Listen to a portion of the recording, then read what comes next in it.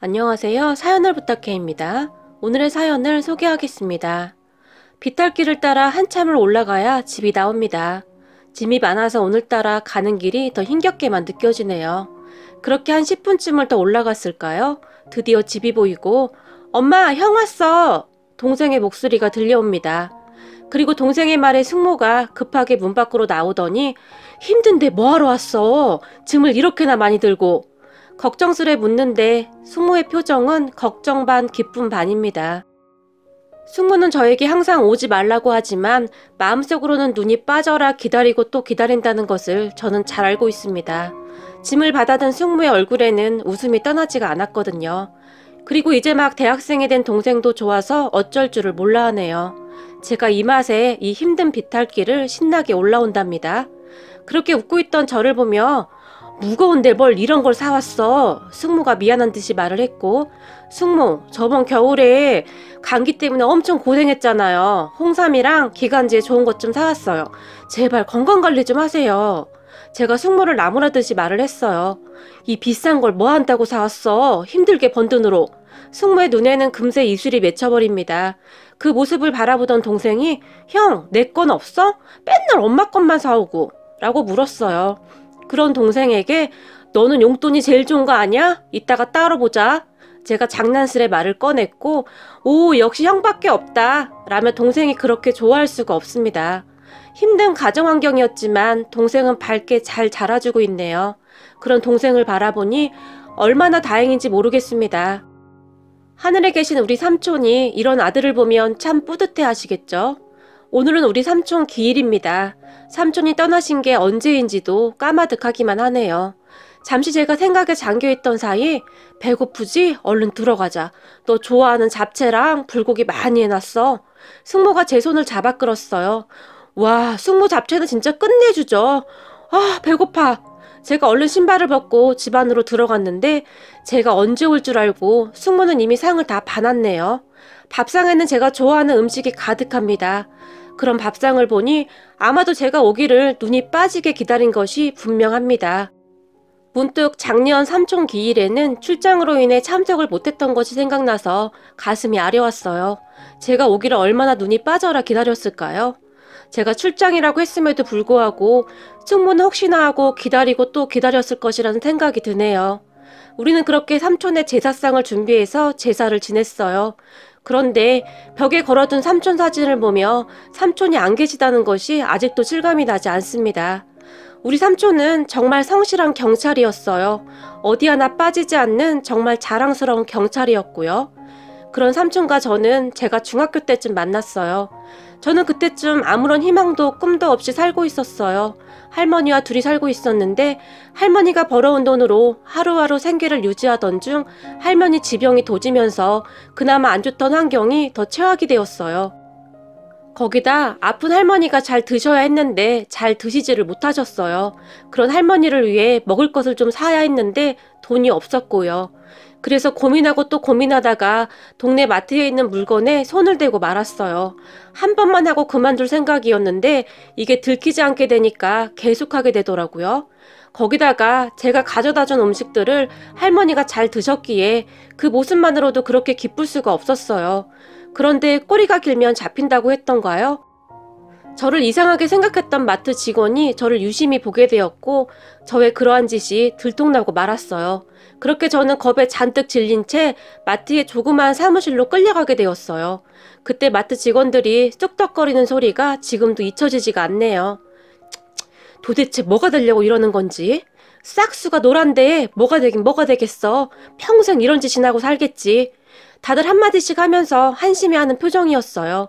그리고 잠시 후에 경찰관 2명이 마트에 도착을 했는데요. 제가 들고 온 물건들을 유심히 보던 경찰관 아저씨 한 명이 집에 누가 아픈 거니?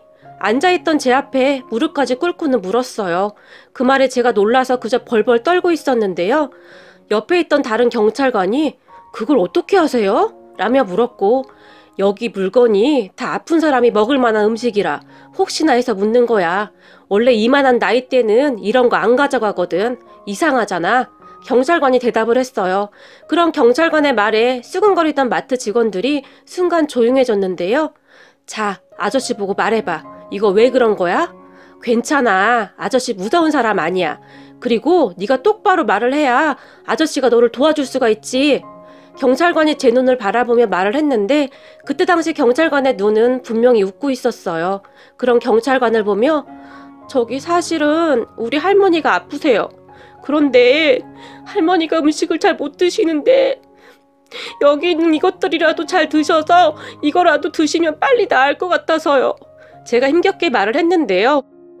순간 왜 그리도 서럽던지 눈물이 뚝뚝 떨어지고 말았어요.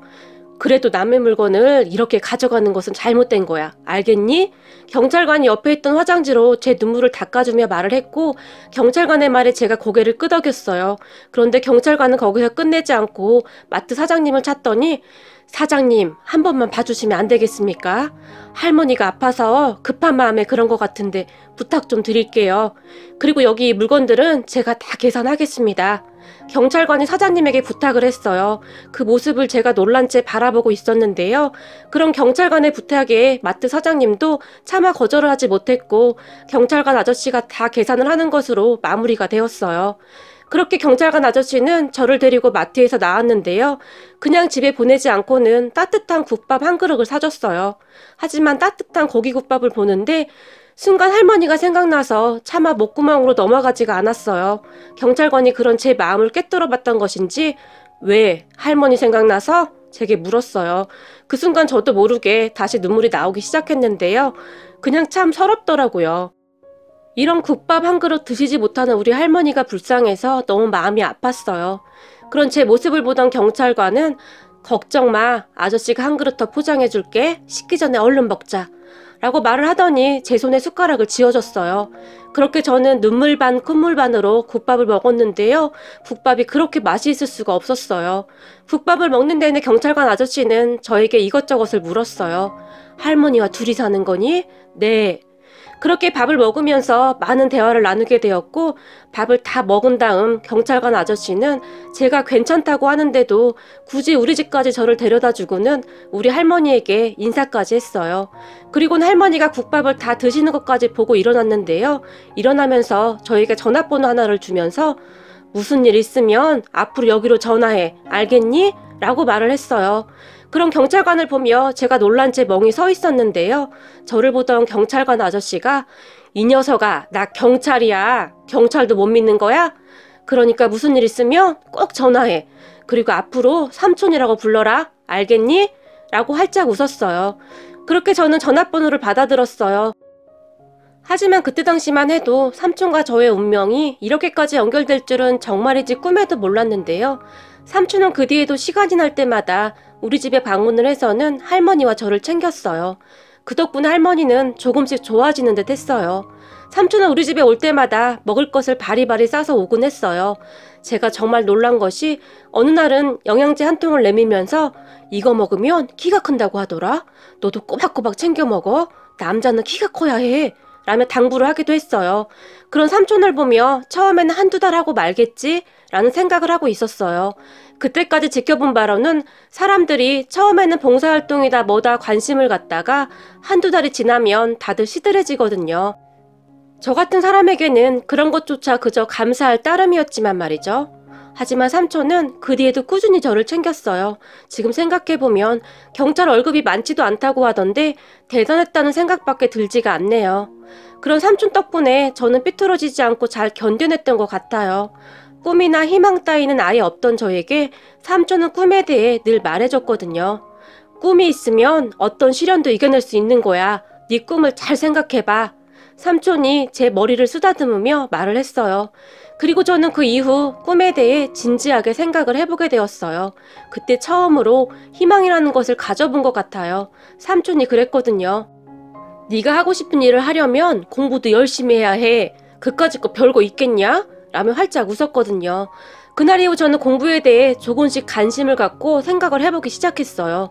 기초가 없어서 힘이 들 수밖에 없었지만 어느 날 제가 삼촌에게 그러한 말을 했는데 며칠을 고민하던 삼촌이 경찰관 중 공부를 꽤 잘하던 신입 경찰관이 있다면서 그분한테 저를 어렵게 부탁을 해서 그분의 도움을 받게 되었어요. 모르는 문제가 나오면 정리를 해뒀다가 물어보곤 했거든요. 공부를 하다 보니 점점 공부에 흥미가 생기기 시작했어요. 저는 정말 열심히 공부를 한 것 같아요. 그런데 친구들은 공부를 열심히 하는 저를 오히려 이상한 눈으로 바라봤는데요. 너 돈도 없는데 무슨 돈으로 대학 가려고? 라며 비웃는 친구도 있었어요. 그런 친구를 처음에는 그냥 모른 척 했는데요. 그 친구가 계속 야, 요즘에도 이런 운동화를 신는 사람이 있냐? 이런 건 도대체 어디서 사는 거냐? 비웃듯이 물었어요. 하지만 저는 상관도 하지 않았는데요. 제가 관심도 갖지 않자 그 친구가 민망했던지 뭐야, 말도 못하냐? 공부는 뭐 하려고 처하고 앉아있냐? 돈도 없는 게? 다시 한번 말을 하며 제 책을 바닥에 집어던져 버렸어요. 솔직히 저는 계속 참았어요. 그런 친구들과 부딪혀서 좋을 게 없잖아요. 그냥 조용히 있고 싶은 생각뿐이었는데 그 친구는 계속해서 제 공부를 방해했어요. 제가 마음먹고 공부를 했는데 성적이 눈에 띄게 올랐거든요. 그것을 보며 선생님이 기특하다며 계속 칭찬을 해줬는데 아마도 그 모습이 꼴보기 싫었던 것 같아요. 그러다가 결국 그 친구와 다툼이 생겼는데 몸싸움까지 일어나 버렸어요. 어느 날은 그 친구가 야, 너 씻고는 다니냐? 너 때문에 공부를 못하겠잖아. 앉아있던 제 머리를 연필로 툭툭 쳤어요. 그 순간 제가 이성을 잃고는 하지마! 라고 말을 하고 그 친구를 세게 밀쳐버렸어요. 그 순간 그 친구가 발을 헛디뎠던지 책상과 의자와 함께 쓰러지며 정말 순식간에 우당탕탕 하는 소리와 함께 그 친구가 넘어져서 일어나지를 못했어요. 친구들은 웅성거렸고 누군가 선생님을 불렀던지 선생님이 놀라서 쫓아왔어요. 그 광경을 본 선생님은 저를 교무실로 데리고 갔는데 그렇게 친구 엄마가 학교로 쫓아와서 친구를 데리고 병원에 갔다는데 다리에 실감이 갔는지 다음날 기부스를 하고 등교를 했어요. 선생님이 저에게 할머님이 계시다고 했지? 내일 할머님이 학교에 오셔야겠다.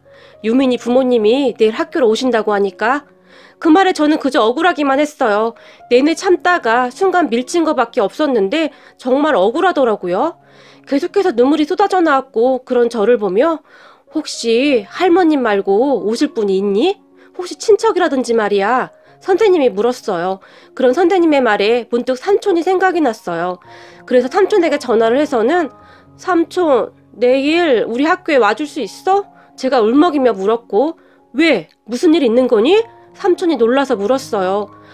내가 친구를 밀쳤는데 라며 중간에 말을 끊었다가 다시 내일 그 친구 부모님이 학교로 오기로 했대 라며 말을 했는데 결국에는 제가 울음을 터뜨려 버렸는데요. 그냥 모든 것이 불공평하다는 그런 생각만 들었던 것 같아요. 그렇게 다음날 저는 교무실로 끌려갔고 친구 부모님이 와 계셨어요. 친구 부모님은 저를 보자마자 어디 할 짓이 없어서 그런 짓을 해! 소리를 지르기 시작했어요. 그런 친구 엄마를 선생님이 말렸지만 선생님 같으면 지금 참겠습니까? 이 지경이 됐는데? 친구 엄마의 목소리가 교무실을 가득 메웠어요. 저는 그저 고개만 푹 숙이고 있었고요. 말해봐라. 도대체 왜 그런 거냐고! 다시 한번 친구 엄마가 소리를 질렀어요. 어머님, 제발 진정 좀 하십시오. 선생님이 다시 한번 친구 엄마를 말렸어요. 하지만 친구 엄마는 너 어떻게 할 거야? 치료비 내줄 돈이나 있어? 저를 한심하다는 듯이 바라봤어요. 그리고 잠시 후에 교무실 문이 열렸고 삼촌이 교무실 안으로 들어왔는데 저는 깜짝 놀랐어요. 삼촌이 양복을 입고 들어왔거든요. 평소 양복을 입은 삼촌의 모습은 처음이라 많이 낯설 정도였어요. 그런 삼촌을 보니 어찌나 반갑던지 삼촌! 제가 처음으로 입을 뗐어요. 그리고 우리 삼촌이 친구 부모님과 인사를 했어요. 안녕하세요. 제가 삼촌입니다. 급한 일이 생겨서 조금 늦었습니다. 삼촌이 인사를 하며 친구 부모님께 명함을 건넸는데요. 그런데 친구 부모님이 순간 움찔하는 듯 했어요. 친척 하나 없는 줄 알았는데 순간 놀랐겠죠. 삼촌은 그렇게 병원비 문제부터 이것저것을 해결해줬어요. 저뿐만 아니라 담임 선생님도 표정이 밝아져 있었는데요. 아무래도 선생님도 걱정이 많았겠죠. 적어도 선생님은 저에게 잘해주셨으니까요. 어쨌든 문제는 잘 해결되었고 학교가 끝나고 집에 가는데 삼촌이 멀리서 걸어왔어요. 너 키 작아서 내가 걱정했는데 걱정 안 해도 되겠다 라며 저를 놀려댔어요. 그냥 살짝 밀었는데 전 억울해요. 세상에는 억울한 일이 참 많아. 앞으로도 그런 일은 더 많을 거야. 그런데 그럴 때마다 그러면 안 되겠지? 결국은 다 견뎌내야만 하는 일들이야. 앞으로 더한 일이 있을 수도 있어. 하지만 잘 견뎌내야 해. 알겠니? 삼촌이 제 머리를 쓰다듬으며 말을 했어요. 그 뒤 저는 어떠한 문제도 일으키지 않고 정말 열심히 공부를 한 것 같아요. 친구들도 저에게 시비를 걸지 않았고 성적이 올라가자 다들 놀란 눈으로 바라봤거든요. 그때 알았어요. 공부를 잘하면 다른 세상에 살 수 있겠구나 하는 생각 말이죠. 정말 공부만 한 것 같아요. 그러던 중 할머니 건강이 악화되어 병원에 입원하게 되었는데 내가 조금 더 살아야 하는데 너 혼자 두고 어찌 갈지 모르겠구나. 할머니는 저만 보면 그렇게 눈물을 흘렸어요. 그런 할머니를 보며 삼촌이 할머님 걱정하지 마세요. 손주는 제가 잘 돌볼 테니 건강부터 챙기세요. 라는 말을 하기도 했는데요. 삼촌의 말에 할머니는 힘겹게 삼촌의 손을 잡으며 고마워요. 진짜 고마워요. 라며 하염없이 눈물만 흘리셨어요. 그렇게 얼마 후에 할머니는 세상을 떠나셨어요. 다행히 제가 할머니의 임종을 지켰는데요. 할머니는 눈을 감는 그 순간까지도 저에게서 눈을 떼지 못하셨어요. 그 모습에 제가 목 놓아 울었는데요. 세상을 살면서 그렇게 서럽게 운 적은 처음인 것 같아요. 세상에 할머니와 저 둘뿐이었는데 그런 할머니가 세상을 떠났으니 저는 진짜 혼자가 된 거잖아요. 싸늘하게 누워있는 할머니를 붙들고는 목이 쉬어라 울어댔어요. 아파서 누워만 있던 할머니였지만 그런 할머니는 제 인생의 전부였으니까요. 너무 무섭고 두려웠어요. 그때 생각난 사람이 삼촌이었고 삼촌에게 전화를 했어요. 삼촌! 제가 목이 메어와서 차마 뒷말을 꺼내지 못하고 삼촌을 불렀어요. 왜? 무슨 일이야? 삼촌이 놀라서 물었고 삼촌 지금 여기로 와주면 안 돼? 거기가 어딘데? 할머니 입원한 병원인데 할머니가 제가 그만 울음을 터뜨려 버렸어요. 할머니가 왜? 울지 말고 차근차근 말해봐. 할머니가 돌아가셨어. 삼촌 나 너무 무서워. 나 이제 어떡해? 삼촌 지금 와주면 안 돼? 제가 간신히 말을 했어요. 뭐? 알았어. 삼촌이 바로 갈게. 너 거기 가만히 있어. 삼촌도 많이 놀란 듯 했는데 삼촌의 목소리도 떨리고 있었거든요. 그렇게 도착한 삼촌을 보며 삼촌! 이라며 제가 삼촌 품에 안겨서 흐느꼈어요. 괜찮아. 삼촌이 왔잖아. 삼촌이 저를 조용히 안아주었어요. 그리고 장례식 내내 삼촌은 자리를 지키며 같이 상주 역할을 해주었어요. 올 사람도 많지 않았기에 참 쓸쓸한 장례식장이었네요. 그때 당시 삼촌의 아내, 그러니까 숙모도 장례식장을 지키면서 큰 힘이 되어주었어요. 그렇게 장례식이 끝난 후 할머니도 돌아가셔서 너 혼자인데 삼촌 집으로 들어와라. 너 혼자 두기도 그렇고 삼촌이 말을 했어요. 삼촌 집에요? 제가 놀라서 물었고 그래 너 혼자 그 집에 두기가 영 마음에 안 좋구나. 삼촌이 다시 말을 했어요. 하지만 제가 선뜻 대답을 못하고 있었는데요. 옆에 있던 숙모도 그래 우리 집에 오면 우리 성우도 좋아할 거고 우리 같이 살자꾸나 활짝 웃으며 말을 했어요. 그렇게 저는 고등학교 때 삼촌 집으로 들어갔어요. 삼촌과 숙모는 저에게 참 잘했어요. 부부는 닮는다고 하더니 숙모도 삼촌처럼 참 좋은 사람이었거든요. 알고 보니 숙모는 평소에도 독거노인 분들께 봉사활동도 많이 하고 있었어요. 그렇게 시간은 흘러 제가 대학 시험을 보러 가던 날 정성스레 도시락을 준비해주며 너는 뭐든지 다 할 수 있어. 알겠니? 숙모가 저를 꼭 안아주었어요. 가족 모두가 저를 배웅해주는데 왜 그리도 눈물이 나던지 말이죠. 그런 중에 시험 도중 점심시간에 도시락을 꺼냈는데 도시락에는 노란 메모지에 시험 보느라 힘들지? 아주 잘하고 있어. 꼭꼭 씹어 먹어야 해. 라는 메모가 적혀 있었어요. 그 메모지를 보는데 다시 목이 메이더라고요. 그렇게 가족들의 응원 속에 무사히 시험을 잘 치렀고 명문대까지는 아니지만 꽤 괜찮은 대학에 들어갔어요. 가족들이 얼마나 좋아하던지요. 하지만 그런 가족들을 뒤로하고 저는 등록금 걱정을 할 수밖에 없었는데요. 그런 제 마음을 읽었던 것인지 삼촌과 숙모가 통장 하나를 꺼내면서 너 등록금 하려고 조금씩 모아둔 거야. 이 정도면 될 거야. 그러니까 등록금 걱정은 하지 말고 공부나 열심히 해. 라고 말을 해줬어요. 그 말에 제가 다시 한번 눈물을 흘렸는데요. 그렇게 대학에 입학을 했고 정말 열심히 살았어요. 아르바이트로 과외도 했고 이것저것 정말 다 해본 것 같아요. 대학 생활이 어떻게 지나갔는지도 모르겠어요. 항상 너무 바빴거든요. 삼촌과 숙모에게 미안한 마음에 조금이라도 짐을 덜어주고 싶었어요. 바쁘게 하루하루 살다 보니 대학 4학년이 되었는데요. 아무 일도 없던 우리 가족에게 어마어마한 일이 닥쳤어요. 음주운전 차량을 뒤쫓던 우리 삼촌이 사고를 당해서 중환자실에 실려갔는데 얼마 후에 세상을 떠나버린 겁니다. 세상에 이런 일이 어디 있단 말입니까? 조금 있으면 제가 취업을 할 예정이었고 취업해서 삼촌에게 해드릴 것이 너무나 많았는데 마른 하늘의 날벼락도 아니고 어떻게 이런 일이 있을 수가 있단 말입니까? 하지만 저는 삼촌을 떠나보내면서 제대로 눈물조차 흘릴 수가 없었어요. 숙모와 동생을 챙겼어야 했으니까요. 우리 할머니가 돌아가셨을 때 우리 삼촌이 저를 챙겼듯이 이번에는 제가 가족들을 챙겨야 했어요. 그렇게 다시 상주자리에 선 저는 이를 악물고 눈물을 삼켜야 했어요. 옆에는 거의 실신 직전에 숙모가 있었고 이제 중학생이 된 동생이 있었거든요. 삼촌의 영정사진을 똑바로 바라보지도 못한 채 그렇게 장례를 치른 것 같아요. 그 뒤에도 넋을 잃고 있는 숙모를 챙겨야 했고 동생까지 챙겨야 했어요. 정말이지 삼촌이 떠났다는 것을 어떻게 실감할 틈도 없었던 것 같아요. 하지만 그 와중에도 저는 빨리 취업을 해야 한다는 생각밖에 없었어요. 그래야만 제가 가족들을 지킬 수가 있었거든요.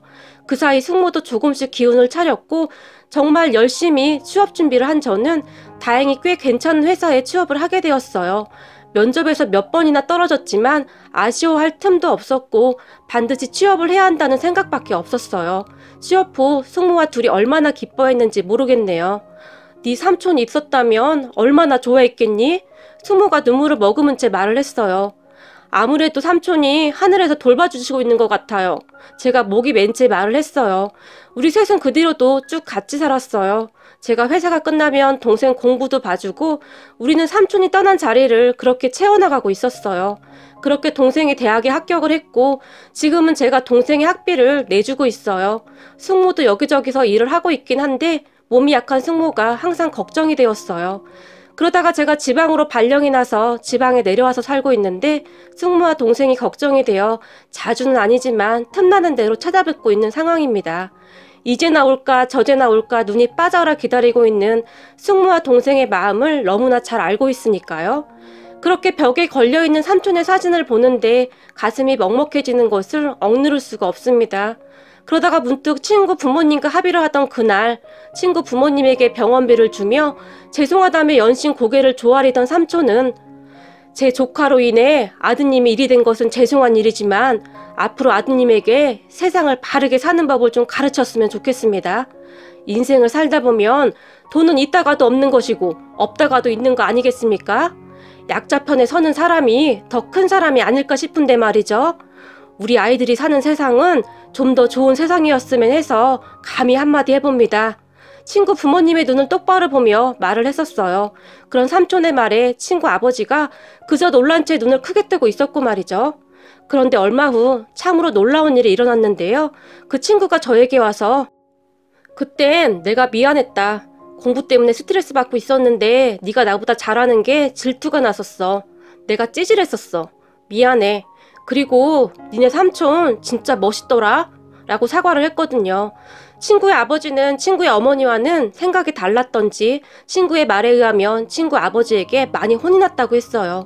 친구 아버지는 다행히 나쁜 사람은 아니었던지 삼촌의 말을 깊이 이해하고 반성을 했던 것 같아요. 그리고 제가 그런 말을 삼촌에게 했던 그 순간 다행이구나. 봐라. 세상에는 나쁜 사람보다 좋은 사람이 훨씬 많은 거야. 네가 살면서 어떤 사람이 돼야 할지 알겠지? 라고 제 손을 꼭 잡아줬어요. 그러면서 삼촌은 나도 너만 할 때 힘든 삶을 살았다고 하시면서 더 이상 이런 아픔이 없었으면 좋겠다며 긴 한숨을 내쉬었어요. 어쩌면 삼촌의 삶과 제 삶이 많이 닮아 있었던 것은 아니었을까. 그래서 삼촌이 그날 그 마트에서 저를 한눈에 알아봐 준 것은 아닌지 그런 생각이 듭니다. 그리고 저는 그날 삼촌이 사준 운동화를 제 방에 제일 잘 보이는 곳에 올려두고는 늘 다짐을 합니다. 꼭 삼촌 같은 사람이 되겠다고 말이죠. 사람은 돈이 많아서 행복한 것이 아니라 마음이 따뜻해야 행복한 사람이야 라며 웃던 삼촌의 말이 오늘도 제 귓가를 스쳐 지나갑니다. 삼촌, 저도 그런 사람이 될게요. 숙모와 동생 걱정은 하지 마시고 푹 쉬세요. 제가 삼촌 대신 끝까지 잘 돌볼게요. 그리고 늘 그렇게 살도록 노력할게요. 항상 감사했어요. 그런데 삼촌, 가끔 삼촌이 너무너무 보고 싶어요.